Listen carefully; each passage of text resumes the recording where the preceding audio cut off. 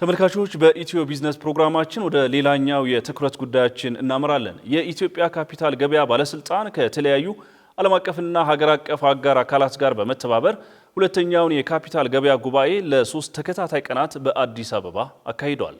በጉባኤው ላይም ባለስልጣኑ የካፒታል ገበያ አገልግሎት ሰጪ ተቋማትን ፍቃድ በመስጠትና ወደ ስራ በማስገባት የግምጃ ቤት ሰነዶች ግብይትን በማስጀመር የካፒታል ገበያ ግንዛቤን በማስጨበጥ እንዲሁም የሕግና ተጠያቂነት ስርዓትን በመዘርጋት ረገድ እስካሁን ያከናወናቸውን ስራዎች እንዲሁም በቀጣይ ሊሰራ ያቀዳቸውን ተግባራት በዝርዝር ገልጿል። ባልደረባችን ልዑል አለማየሁ ጉባኤውን ተከታትሎ የሚከተለውን ጥንቅር አሰናድቷል። እንከታተለው።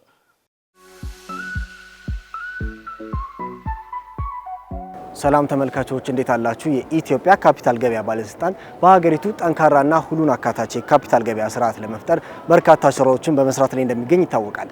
ባለስልጣኑም ሁለተኛውን የካፒታል ገበያ ጉባኤ ከፍተኛ የመንግስት የስራ ኃላፊዎች እንዲሁም ዓለም አቀፍ የፋይናንስ ባለሙያዎች በተገኙበት ለ3 ተከታታይ ቀናት አካሂዷል። እኛም በዛሬ ፕሮግራማችን የካፒታል ገበያ ባለስልጣን ከተለያዩ ዓለም አቀፍና ሀገር አቀፍ የፋይናንስ ተቋማት ጋር በጋራ ያዘጋጀውን ይህን የካፒታል ገበያ ጉባኤ በስፋት እንቃኛለን። አብራችሁን ቆዩ። ይሄ ሰሚት በርካታ ዓላማዎች አሉት። የመጀመሪያው በኢትዮጵያ ውስጥ ያለውን የካፒታል ገበያ እድገት የሰራናቸውን ስራዎች ካይንድ ኦፍ ሪፖርት ማረጊያ መንገድ ነው። ምን ያህል ነገሮች ሰርተናል፣ እድገቱ ምን ነገሮች ነበሩት፣ ምን ስራዎች ሰርተናል፣ በሬጉሌሽን፣ በላይሰንሲንግ፣ በኢንቨስተር ኤጁኬሽን እና በሌሎች ዘርፎች ምን ሰርተናል የሚለውን ለማሳየት ነው።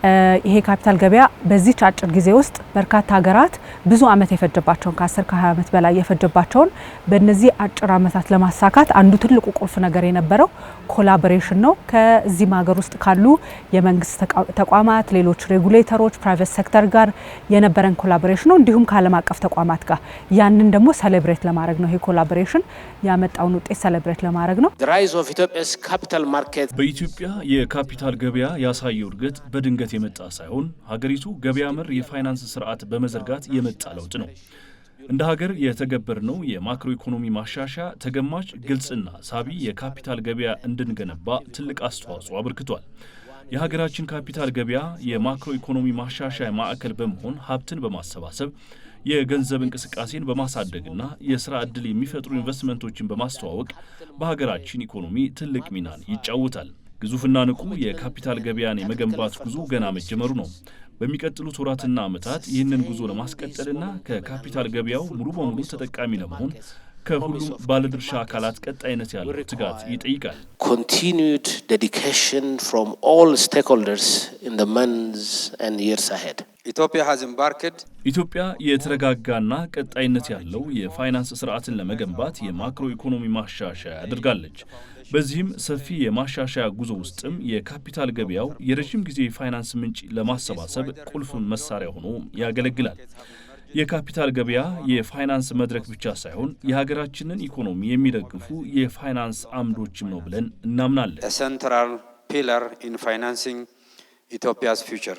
የኢትዮጵያ ካፒታል ገበያ ባለስልጣን ስራ ከጀመረበት ጊዜ አንስቶ ለካፒታል ገበያ አገልግሎት ሰጪ ተቋማት ፍቃድ በመስጠትና ወደ ስራ በማስገባት የግምጃ ቤት ሰነዶች ግብይትን በማስጀመርና ለህብረተሰቡ የካፒታል ገበያ ግንዛቤን በማስጨበጥ ረገድ በርካታ ስኬታማ ስራዎች ማከናወኑም ተገልጿል። በጣም ኢምፖርታንት የነበረው ነገር ኢንፍራስትራክቸሮችና የካፒታል ገበያ አገልግሎት ሰጪ ተቋማትን ላይሰንስ የማድረግና ወደ ስራ የማስገባት ስራ ተሰርቷል።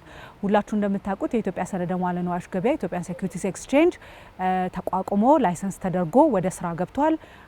ቴክኖሎጂው ዝግጁ ሆኗል። ሊስት አድርገናል የመጀመሪያዎቹን ኩባንያዎች። እነዚህም ኩባንያዎች ትሬድ እያደረጉ ነው።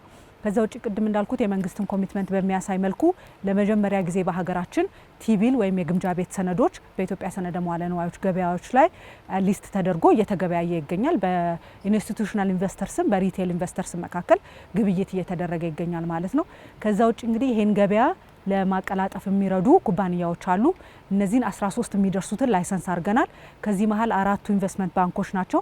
አንድ ዲለር አለ። ሌሎቹ ሴኩሪቲዝ ኢንቨስትመንት አድቫይዘርስ ምንላቸው የአድቫይዘሪ ስራ የሚሰሩ ተቋማት ናቸው ማለት ነው። በፋይናንሻል ሊትሬሲ በተለያዩ ቦታዎች በመናረጋቸው በክልሎች እየተዘዋወርን ከትምህርት ቤቶች ጋር ከዩኒቨርሲቲዎች ጋር በክረምት ሰሚናሮች በእኛ አዳራሾች በመናረጋቸው ትሬኒንጎች ለማድረግ እየሞከርን ነው። ወደፊት ግን በቴክኖሎጂ በታገዘ መልኩ የፋይናንሻል አዌርነስ ትምህርቶች የምንሰጥ ይሆናል ማለት ነው። ይሄ ለኛ በጣም ትልቁ ቁልፉ ስራችን ይሆናል ማለት ነው። 65 የሚደርሱ ኩባንያዎች የደንበኛ ሳቢ መግለጫ ወይም ፕሮስፔክተስ ለባለስልጣኑ ማስገባታቸውና የውጭ ኢንቨስተሮችም ገበያውን ለመቀላቀል የሚያስችላቸው የፖሊሲ ዝግጅት መጠናቀቁም ተገልጿል። የሰነደ መዋዕለ ንዋይም ለህዝብ ማቅረብና ግብይት የምንለው የሰጠው ዴድላይን ነበር። ያ ዴድላይን ህዳር 16 ተጠናቋል።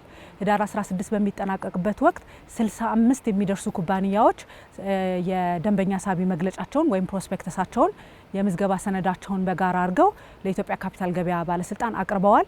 ይሄ የኢትዮጵያ እነዚህ ኩባንያዎች ሊስት የሚደረጉ ከሆነ ይሄንን በኢስት አፍሪካ ገበያ ከአንድ ወይ ከሁለት ሀገር በስተቀር ትልቁ ገበያ ያደርገናል ማለት ነው። ሌላውና በጣም ኢምፖርታንት ነገር ወደፊት ያስፈልገናል ብለን አትሊስት የፖሊሲ ወረቀት የጻፍንበት ለጊዜው የፎሬን ኢንቨስተርስ ወይም የውጭ ሀገር ኢንቨስተሮች በኢትዮጵያ ካፒታል ገበያ እንዲሳተፉ የሚያስችል የፎሬን ፖርትፎሊዮ ኢንቨስትመንት የህግ ማዕቀፍ ነው። እሱን የፖሊሲ ሰነድ ዝግጅቱ ተጠናቋል።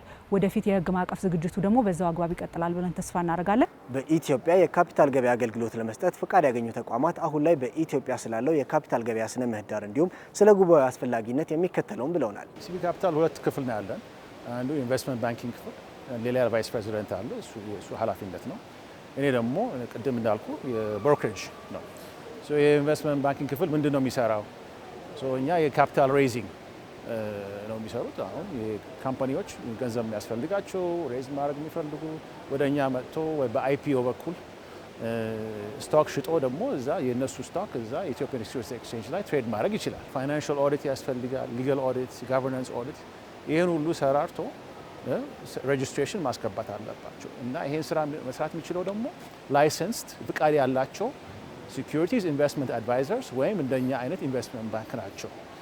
ለጊዜው አሁን ሬጅስተር እያደረግን ነው። ሬጅስተር ካደረጉ በኋላ እዛ ማቆም ይችላሉ።